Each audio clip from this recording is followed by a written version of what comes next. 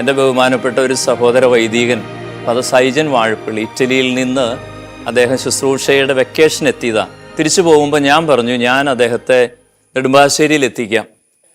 എയർപോർട്ടിൽ എത്തേണ്ട സമയം രാത്രി 12 മണിയാണ്. ഞാൻ എറണാകുളത്തേക്ക് പോകുന്ന യാത്രയിൽ ഈ ബഹുമാനപ്പെട്ട സഹോദര വൈദികനെ നെടുമ്പാശ്ശേരിയിൽ എത്തിച്ചിട്ട് ഞാൻ എറണാകുളത്തേക്ക് പുതിയകാവ് പള്ളിയിലേക്ക് തിരിച്ച് യാത്ര പോകുന്ന സമയമാണ്. എൻ്റെ വാഹനം പോകുന്നത് കളമശ്ശേരി വഴി സീപോർട്ട് എയർപോർട്ട് വഴി എനിക്ക് തൃപ്പൂണിത്തറയ്ക്ക് കട്ട് ചെയ്യാനായിട്ട് ഞാൻ ഡ്രൈവ് ചെയ്ത് പോവുക. ഞാൻ അവിടെ കടന്നു പോകുമ്പോൾ ഏകദേശം 1:30-2 മണി സമയമായി. അപ്പം നല്ല 2009 ഇത്ര വർഷം മുൻപാണ്. സീപോർട്ട് എയർപോർട്ട് റോഡ് പൂർണ്ണമായിട്ടും പൂർത്തിയായിട്ടില്ല. പ്രിയമുള്ളവരെ, എൻ്റെ കയ്യിൽ നിന്ന് ഈ ക്ഷീണത്താൽ ഞാൻ ഡ്രൈവ് ചെയ്തുകൊണ്ടിരുന്നപ്പോൾ ഉറങ്ങി കയ്യിൽ നിന്ന് വാഹനം പോയി. ഞാൻ കണ്ണ് തുറന്ന് നോക്കുമ്പോൾ എൻ്റെ മുന്നിൽ ഒരു ട്രാൻസ്ഫോർമറാണ്. ഞാൻ ബ്രേക്ക് ചവിട്ടിയിട്ടുണ്ട്, പക്ഷേ എന്താണ് സംഭവം എന്ന് എനിക്ക് മനസ്സിലാവുന്നില്ല. എനിക്ക് മനസ്സിലായി, പെട്ടെന്ന് തിരിഞ്ഞു നോക്കുമ്പോൾ റോഡില്ല. റോഡ് ഞാൻ മുകളിലേക്ക് നോക്കുമ്പോൾ മെയിൻ റോഡിൽ നിന്ന് എൻ്റെ വാഹനം പോകുന്നതാണെന്ന് മനസ്സിലായി. എന്നാൽ അതേസമയം ഞാൻ ഈ ട്രാൻസ്ഫോർമറിൽ ഇടിച്ചിട്ടുമില്ല. എൻ്റെ വാഹനം അങ്ങനെ ഒരു ബ്രേക്കിങ്ങിൽ നിൽക്കുകയാണ്. അങ്ങനെ വലിയ അസ്വസ്ഥതയോടെയും ഭയത്തോടെയും കൂടെ ഞാൻ ഈ വാഹനത്തെ കുറച്ച് റിവേഴ്സ് എടുത്ത് പിന്നെ ഞാൻ ഒരു വലിയ പരിശ്രമമൊക്കെ നടത്തിയിട്ടാണ് റോഡിലേക്ക് തിരിച്ച് വാഹനം കയറ്റി. എനിക്ക് വലിയ ഭയം തോന്നി.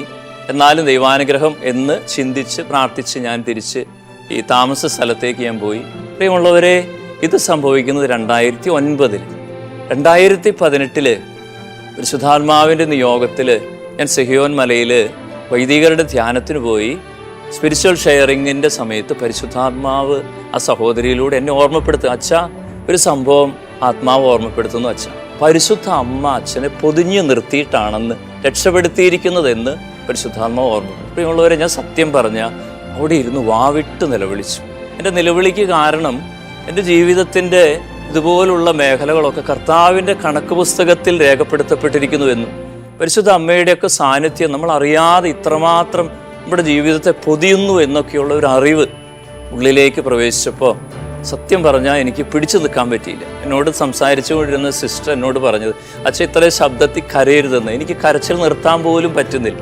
അത്രത്തോളം ഒരു ദൈവീകമായ ഒരു സാന്നിധ്യം എന്നിൽ നിവേശിച്ചു. പ്രിയമുള്ളവർ, അന്ന് മുതൽ 2018 ഈ ഫെബ്രുവരി മാസം 9-ാം തീയതി ഞാൻ ധ്യാനം കഴിഞ്ഞ് ഇറങ്ങുമ്പോൾ മുതൽ പിന്നീട് എൻ്റെ വാഹനത്തിൽ ഞാൻ മ്യൂസിക് സിസ്റ്റം വേറെ ഒന്നും ഞാൻ ഉപയോഗിക്കാറില്ല. ഞാൻ കയറി അപ്പം തന്നെ ജപമാല കയ്യിലെടുക്കും. പ്രിയമുള്ളവരെ, എനിക്കിന്ന് നിങ്ങളോടും പറയാനുള്ളത്, പരിശുദ്ധ അമ്മയോട് നമ്മൾ എന്തിനാണ് ചേർന്ന് നിൽക്കുന്നത് എന്ന് ചോദിച്ചാൽ അത് എപ്പോഴും അപകടങ്ങളിൽ നിന്ന് രക്ഷപ്പെടുക എന്നതിനേക്കാൾ ഉപരി നമ്മുടെ ആത്യന്തിക അപകടമുണ്ട്.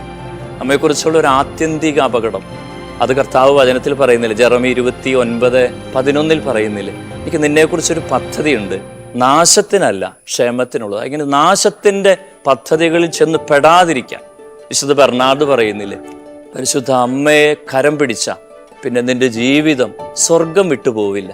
വിശുദ്ധ ലൂയി മോൺഫോർട്ട് പറയുന്നത് ഇത് തന്നെയാണ്. പരിശുദ്ധ അമ്മയുള്ളിടത്ത് സാത്താൻ പ്രവേശിക്കില്ല. നമ്മുടെ ആത്മീയ ജീവിതത്തെ പരിശുദ്ധ അമ്മയോട് ചേർന്ന് നിന്ന് കരുത്ത് പിടിപ്പിക്കുകയാണെങ്കിൽ പിന്നെ തിന്മയുടെ സ്വാധീനങ്ങളൊക്കെ തനിയെ നമ്മളെ വിട്ടുപോകും. ഈ ഒരു വലിയ ബോധ്യത്തിലേക്ക് നമുക്ക് നമ്മുടെ ജീവിതത്തെ ചേർത്ത് വയ്ക്കട്ടെ.